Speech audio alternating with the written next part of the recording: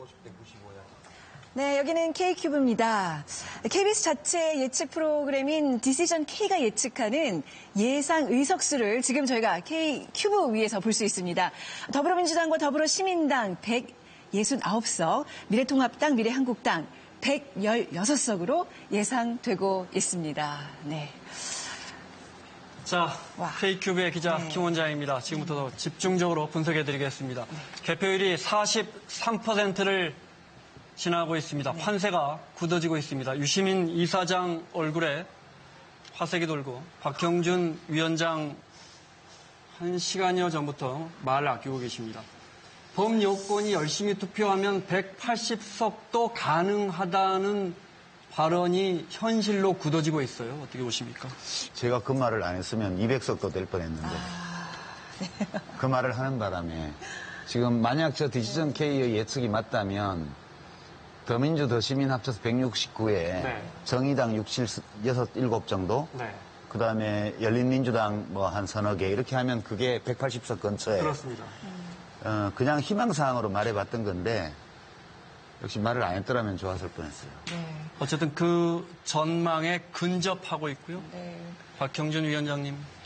네, 그 개표가 진행되면서 보니까 역시 뭐 참패를 인정할 수밖에 없을 것 같고요. 예, 그 저희가 예상했던 것보다도 두 가지 요인이 역시 컸던 것 같습니다. 코로나 그 재난으로 국민들이 어쨌든 이 위기를 여당을 중심으로 해서 하겠다는 생각에 몰렸던 것 같고 특히 보수층은 나름대로 상당히 결집을 했는데 중도층이나 젊은 세대 그리고 수도권 이런 데에서는 표 쏠림 현상이 막판에 가면서 있었다는 게 확인이 되고 있습니다. 네, 참 이 개표가 재밌네요. 그러니까 출구조사와 달리 일부 지역구에서는 좀 다른 또 결과들이 좀 나타나고 있어서 손에 땀을 쥐게 하고 있습니다.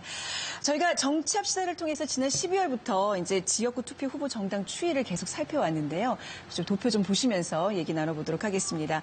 자, 더불어민주당과 미래통합당 그 격차가 좀 도표를 좀 띄워주시죠. 네. 네, 그러니까 더불어민주당과 미래통합당의 그 격차가 지난 2월에는요. 7.4%포인트로 가장 좁혀졌다가 그 이후에는 마지막 여론조사 지난 4월에 그러니까 이번 달에 한 여론조사를 보면 13.7%포인트로 격차가 벌어졌습니다. 지금 개표 이 상황과 맞물려서 어떤 추이가 좀 비슷하다고 봐야 되나요? 이 추세가 더 강해졌다고 볼 수 있을 것 같아요. 네. 박 대표님. 예. 처음에 저희가 이제 정치합시다에서 예측한 대로 선거 결과가 나오면 어느 쪽으로든지 쏠려서 경악할 결과가 나올 거다. 네. 근데 그런 결과가 나온 것 같고요. 전국 단위 선거에서 3번까지는 뭐 연속으로 승자가 나왔지만 4번 이긴 건 이번에 더불어민주당이 처음입니다.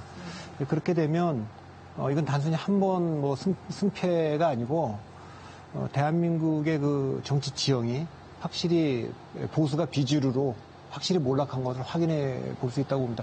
투표율이 거의 뭐 66%를 넘었으니까 나올 수 있는 쪽이 다 나왔는데도 이런 결과가 나왔다고 하는 것은 기본적인 선거 지형, 정치 지형이 이미 이제 균형치가 무너졌다는 걸 확인한 선거라고 볼 수 있겠습니다. 근데 아직 개표율이 45%고요. 사전 투표가 지금 이제 아직 개표가 안 된 상황에서 이렇게 예측을 확정적으로 말씀드릴 수는 없지만 저 정도 개표였으면 이제 뭐 그렇게 얘기해도 되고 박형준 위원장님도 이제 인정하신 거니까 세 가지를 비교했을 겁니다. 대중들은 그러니까 진영, 보수 진영 대 진보 진영을 비교했을 거고 당을 비교했을 겁니다. 더불어민주당과 미래통합당을 비교하고 그리고 인물을 비교했을 겁니다. 대표적으로 이게 뭐 당 대표라든가 대권주자를 비교해서 그 세 가지 모두에서 보수 진영이 일방적으로 밀렸다. 저는 그렇게 평가합니다. 자, 사전 투표를 아직 열지 않거나 지역에 따라서는 이제 열고 있는 것 같습니다. 그러면 어디가 더 유리합니까 앞으로? 지금 사전 투표는 저희 이제 5천 명 조사 결과를 보면요, 20대에서 40대 그리고 이념 성향으로 보면 진보층 그리고 지지 정당으로 보면은 더불어민주당 지지층이 사전 투표를 많이 한 걸로 이렇게 나타나고 있고요. 그래서 만약 그 사전 투표가 실제 개표에 더 추가가 된다면 좀 여당 쪽에 유리하지 않겠나 이렇게 좀 예측해 볼 수 있겠습니다. 네. 자, 워낙 이번 총선이 거대 여야 정당, 두 정당의 싸움이 되다 보니까 군소정당 이야기가 나오지 않아서 몇 군데만 좀 살펴보도록 하겠습니다. 먼저 심상정 대표가 있는 고향 갑을 좀 열어주시면요. 네. 자, 37대 37 치열한 접점입니다. 그런데 지금 정의당의 득표율을 보면 비례를 포함해서 5석, 6석이 예상됩니다. 네. 사실은 연동형 비례제 하면서 가장 혜택을 볼 거라고 했던 정당은 정의당이었습니다. 불과 2달여 전만 해도요. 왜 이렇게 됐다고 보시는 거예요? 그거에 이제 큰 정당들이 비례전문당을 만들어서 선거법 개정을 안 한 거나 마찬가지로 이제 결과를 냈죠. 네. 그러니까 이건 예측됐던 결과고요. 정의당에서도 그 비례전문정당을 양당이 다 만들면 결과가 이렇게 나올 가능성이 많다는 것을 알고 그 선택을 한 거거든요. 그래서 뭐 참 다음번에는 법을 손을 봐서 네. 원래 취지대로 절반짜리 연동형 비례대표제라도 살리려면 손을 봐야 될 것 같아요. 자, 정당별 디스전 K가 예측하고 있는 의석수를 좀 보여주시면서 말씀 이어가도록 하겠습니다. 네.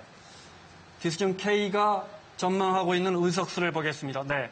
보시는 것처럼 국민의당도 3석 정도에 머물 것 같고 돌풍을 예상했던 열린민주당 역시 3석 정도에 머물 것 같습니다. 네. 박형준 위원장님. 이렇게 되면 이제 유시민 이사장 이야기했던 것처럼 처음에 군소 정당들 또는 국민들의 작은 목소리까지 의석에 반영하겠다던 선거법 개정의 취지는 완전히 색이 바랬습니다. 원래 선거법 그 개정을 하려고 하는 것은 우리 정치에서 다당제 구도를 만들어서 그 한 정당이 뭐 과반수 이상을 조금 이렇게 넘는 그런 거대 정당 중심으로 가기보다는 1당이 있다 하더라도 2당, 3당과 연정을 또는 연합의 정치를 하는 걸 제도화하는 건데요. 그런 취지에서 보면은 이번에 완전히 실패했다고 봐야죠. 그리고 꼭 연동형만 고집할 게 아니고 그 앞으로 선거제 개편에서는 만약에 그런 어떤 이 다당제적인 구도 이번에도 사실 이게 그 보수, 지금 우리 박승민 선생이 얘기한 것처럼 정치 지형 자체가 이제는 좀 바뀌었다고 봐야 되는 측면들이 있습니다. 그리고 이게 중도층이 이제 스윙보트층으로 그동안 있었는데 지금 몇 번이나 보수를 지금 어떤 의미에서는 외면한 거거든요. 저희가 보수와 중도 통합을 통해서 중도를 끌어들이려고 했는데 그 전략이 먹히지 않았다는 것을 인정을 해야 될 것 같고요. 앞으로 한국의 정치 제도나 지형이 그와 같은 다당제를 구조화하는 게 바람직한지 지금과 같은 양당제 기초하에서 뭐 여러 소수 정당들을 병립시키는 게 네. 바람직한지는 앞으로 한번 조금 더 논의가 필요할 것 같습니다. 네. 그리고 한 가지만 좀 더 네. 말씀드리면은 이 선거제 개편은 불가피하게 이 권력 구조 문제하고 연결이 돼 있습니다. 개헌과, 네. 네. 그래서 그런 문제를 분리해 갖고 논의할 수는 없다. 앞으로 논의하더라도 그렇게 생각합니다. 박 대표님. 글쎄 제가 이제 소수 정당이나 선거 제도 갖고는 뭐 특별히 드릴 말씀이 없고 정치 지형 변화와 관련해서 말씀을 좀 드렸는데 뼈 아픈 거는 지금 미래통합당이 뼈 아픈 건 저희가 정치합시다 처음에도 공천이 잘못됐다. 공천 처음에 왜 홍준표, 김태호, 험지 출마론부터 시작했느냐는 얘기를 많이 했는데 지금 개표 결과를 보면 현재는 4분이 다 지금 1등으로 나오고 있는데 특히 저 홍준표 전 대표 같은 경우는 대구로 갔지 않습니까? 양산을 본인이 나가고 싶어 했는데 네. 그 양산에서 지금 그 김두관 후보한테 지금 뺏기는 걸로 나오고 있기 때문에 이거 이제 책임이 나올 겁니다. 그리고 지금 그 윤상현 후보가 나와 있는 미추홀도 아주 박빙으로 지금 되고 있어요. 저것도 결과에 따라서 그 안상수 후보를 공천했는데 그 결과에 따라서도 또 이게 또 후폭풍이 있을 것 같고 그러니까 기본적으로 정치 지형이 조금 한쪽으로 밀린 데다가 중도층을 잡는 선거 전략이 없는 데다가 게다가 또 공천마저도 또 잘못돼서 이런 결과 나온 것 같습니다. 그러니까 이제 비례대표 문제는 제가 네. 한 번 더 말씀드리고 싶은데요. 제가 지금 실시간으로 핸드폰을 들여다봤는데 네. 실시간 비례대표 개표 현황을 파악하려고 들여다봤어요. 그러니까 지금 개표가 아직 한 7%대밖에 안 되는데 미래통합당 지지율이 35%에 좀 못 미치고요. 미래한국당 말씀하시죠. 예, 그러니까 미래한국당이죠. 네. 미래통합당이니까요. 뭐, 미래한국당을 미래통합당 지지율을 네. 보면 돼요. 그리고 더불어시민당 지지율도 35%에 좀 못 미치고요. 네. 열린민주당까지 그쪽 비례정당으로 봐서 합치면 40%가 좀 넘어요. 근데 두 당의 지지율 합계가 그렇게 보더라도 이제 75% 정도거든요. 근데 의석은 지금 95%를 가지잖아요. 그러면 지역구에서 당선자를 못 내지만 일정 수의 국민들이 지지하고 있는 정당이 국회에 못 들어가요. 그러면 국회의 대표성이 너무 약화되고, 그 양당의 대립은 격화되고 이렇게 되는 거라서 저는 이제 미래통합당도 보수정당도 이 제도가 자기들에게 그렇게 불리하지 않다. 네. 그렇게 생각을 하고 좀 21대 국회에 손 좀 봤으면 좋겠어요. 이거 뭐 좀 서럽잖아요. 이 작은 정당들을 지지하는 사람들은. 예. 근데 얼마 전까지만 해도 그러니까 열린민주당이 좀 돌풍을 일으켰었는데 지금 양대 정당 비례 정당으로 좀 표가 몰리고 있어요. 그거는 어떻게 해석을 할 수 있을까요? 아니, 그러니까 그 소선거구제를 그대로 놔두고서 이 비례 대표 제도만 가지고 그걸 보완하려면 그런 문제를 해소하기가 어렵죠. 사실은 연동형을 하려면은 비례반 이 지역구반 이 정도는 해야 지금 그 효과가 나타나요. 독일식으로. 그러니까 근데 그런 연동형 말고도 복합선거구제도 있고 중대선거구제도 있고 또 뭐 여러 가지 형태의 다당제를 가져올 수 있는 제도가 있으니까 그런 것들을 근원적으로 좀 검토를 할 필요가 있다 이 얘기입니다. 알겠습니다. 하나만요. 아주 간단하게.